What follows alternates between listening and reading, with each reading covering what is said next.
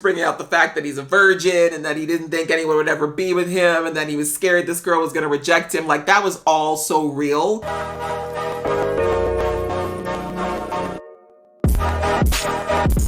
Hey guys, it's your girl Isha, aka Geek XX Chic, and we're back with another reaction or review. Caught myself. We're back with a review to The Walking Dead. This is for part 2 of the season premiere, Archeron, and wow. I liked it. Like, I have to say, for an season opener, this is one of the better ones we've had in a long time, and I'm glad because season 11, just saying that alone lets you know that, like, the show has been through it. We've been through a lot of ups and downs, and it's not easy to keep a show that has been consistently on like this for over a decade fresh and interesting. But I think they did a really good job of setting us up with adequate tension and kind of letting us know the stakes that are involved that we're going into this season with. And I think that's really important because that's really where we're at now, right? We've had 10 years of walkers and the dead going around. Now it's like real stuff, like people we have to worry about now, right? The walkers, we know how to deal with them. There's really no surprises with them. Although there are some stealth ones this year, which I'll talk about in a minute. So with this second part, I guess we can continue to talk about the Maggie and Negan thing. Like I said, I wasn't sure, like in the end of the last episode, I thought, okay, is Negan really going to risk letting Maggie die and people knowing that he was the last person to be with her? Like, is that a smart move when he's still got all these people with him and still has so far to go? But it turns out he took that gamble. It turns out he really did not think Maggie was going to make it. And he just figured, hey, the worst that happens, I can lie my way out of it. And we saw that, right? When they were like, where's Maggie? And he's like, oh no, she was behind me. Yeah, it was quite a risk for him to take. And again, he obviously thought she wasn't going to make it. And I get it. Like, from a Negan point of view, he probably saw that as Maggie being the only obstacle to him being able to potentially fully reintegrate into Alexandria. Like, of course, we know that's never really going to happen. Despite everything, Negan did terrorize these people for a very long time. And there are people who will never forgive him for what he did. But we can already see that people in Alexandria were starting to kind of suppress, I guess you can say, their repulsion to Negan. I do believe that his intent has changed, and he is very much about not only surviving himself, but I do think he cares about the community and wanting to create something that's somewhat safe again. I mean, that's kind of what he wanted to do with the sanctuary, but of course we know that got very twisted for many reasons. But digressing, I think that for Negan, he thought that as long as Maggie's there and she has such an influence on the people in Alexandria, and of course the people who came from her community, he's never going to have a chance of getting past his past. And so I see why the advantage would be there for him to let Maggie die, cruel as it would have been for her son. Like, that's the reason why I can't really forgive him for that, because hello, Herschel already lost a father because of you. To lose his mother too would have been a lot. I mean, not that he would have ever admitted that, but you get my point. That was a really douchebag thing. So that's where I'm like, actually, Negan, screw you still. I understand the thinking behind it. Conversely, when she came back, I'm glad she got that slap in. He deserved it. But at the same time, like, when he was there doing their whole justification and that one guy was like, we'll kill him for you, Maggie. He was like, you can do it, but you know that I'm helpful. And also, you did literally have a gun to my face like an hour ago saying that you're going to kill me if I push you anyway. So, you know what I mean? It's one of those things where we're in a world now where you got to get over stuff quick. People are the main resource, and if you want to survive, you need to be able to deal with people even if you don't necessarily like them that much, because there's just not enough people to go around anymore. And especially on this run, which is already a suicide mission, anybody that can kill walkers and shoot well, that's what you want to keep with you. You don't want to have more bodies. Which, speaking of bodies, like our little boy there, our teenager who got sacrificed. And yes, thank you for those who reminded me in the comments a little while ago that that's the same douchebag that was bullying Lydia and was, leading poor Henry down the path of darkness. I mean, I don't think he necessarily deserved to die like that because of it, but it was a tough call. And I mean, in the episode, you heard me kind of saying like, oh, like that's kind of rich, Maggie now saying that it's okay to sacrifice this kid when she was mad at Negan for not trying to save her and risk his life. But it was understandable. Like, we're in this point in the apocalypse, unfortunately, you can't save the one and sacrifice the whole, right? It's the greater good kind of idea now. And I have my own feelings around the greater good statements and whether or not sacrificing some people for others is always the right call. I don't think it's ever an easy call, but if you're going to be a leader, you're going to be faced with really tough decisions like this all the time. We saw Rick struggle with this many times as well. Like, what do you do? Do I protect one or two people, or do I look at the greater community? But someone's got to make the call. And in that kid's case, like they said, if we open that thing to let you in, we're probably not going to get it closed in time. Like, you're probably going to die anyways, or we're all going to die. It was a tough call. And really, I think I said in the episode, it shows a lot of where our people have gotten to, that they literally sat there and watched this boy stab himself repeatedly, and then watched him die, and then watched him get ripped apart. Like, I think the only person who kind of looked away was Blacksmith Boy, whose name I always forget. So it's like, it just kind of shows that they're in this mode now, unfortunately, that they've become so desensitized to seeing people that they care about or that they know die, that it's just no longer a thing. And I love the, we had that conversation that came afterwards, right? Because, God, why can't I remember Blacksmith Boy's name? It's just not going to come to me now. But when he tried to kind of guilt trip everybody, like, oh, why aren't you looking at him now that he's turned? Why haven't you looked at him? And Maggie was like, okay, let me give you a little story about how I got here, because I don't want you to think that I've always been a dick, because I'm not. That's not the case.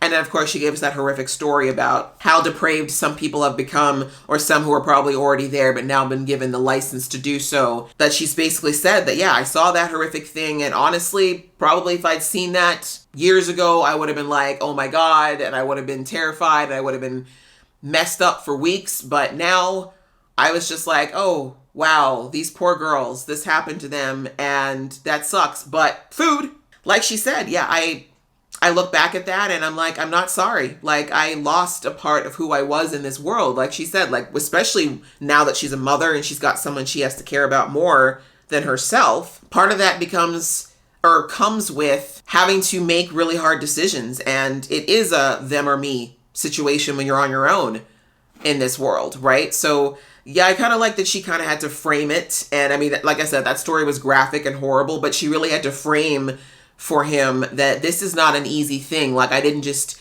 look at this kid as, yeah, oh well, no big deal. Like, she's like, I had to go through a lot of trauma, and I've had to go through and see a lot of things to get to a point now where I have to make these decisions, and I can't be emotional about it because I don't have that luxury. I thought it was a really good moral point to show that, like, this is where a lot of people have gotten in this world. And again, if you're on the other side and you don't have an emotional attachment to Maggie, you might have looked at what she did and thought that that was cold and terrible and evil.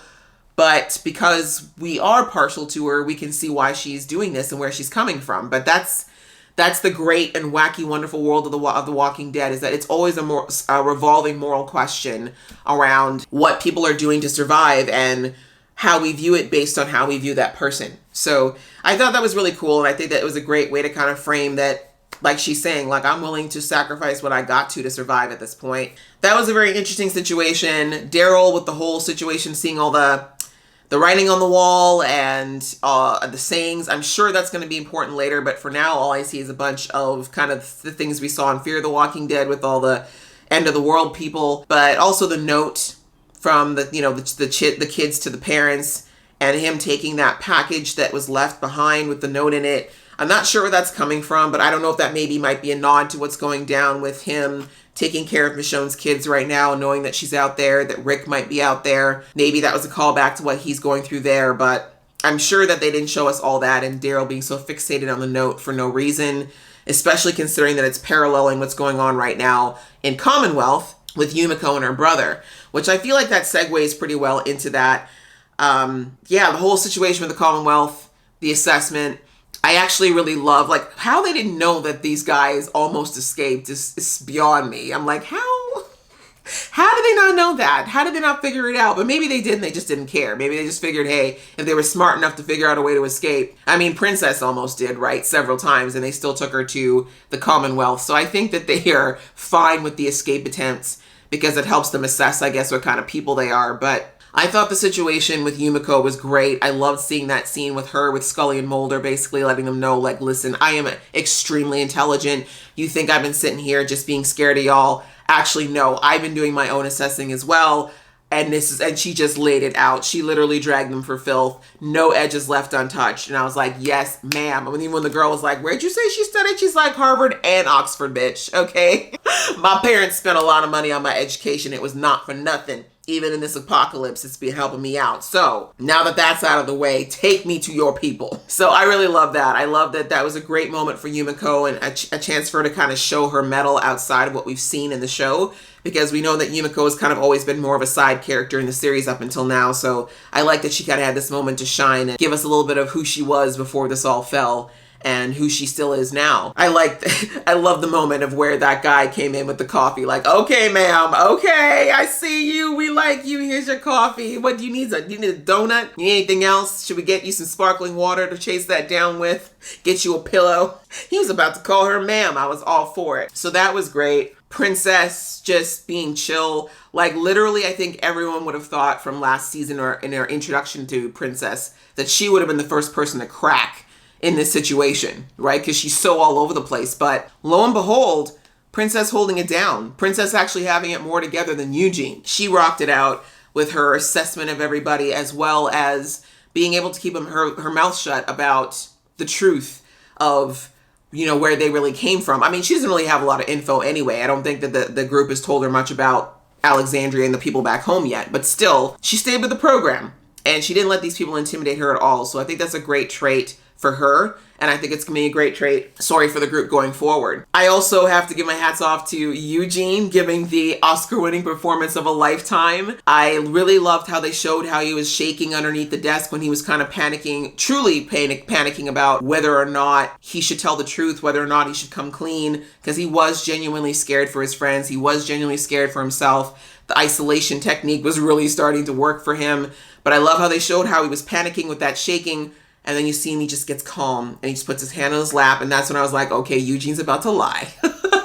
Now the Eugene that sabotaged all the weapons in Sanctuary is coming out to play. And I love that he was very smart in that instead of telling him a all-out lie, which would have definitely given away some tells and probably had him stuttering or getting too overly elaborate, he did half-truths. And so he really wasn't lying per se, but obviously he was omitting a lot of information. So that was a much safer route for him to go.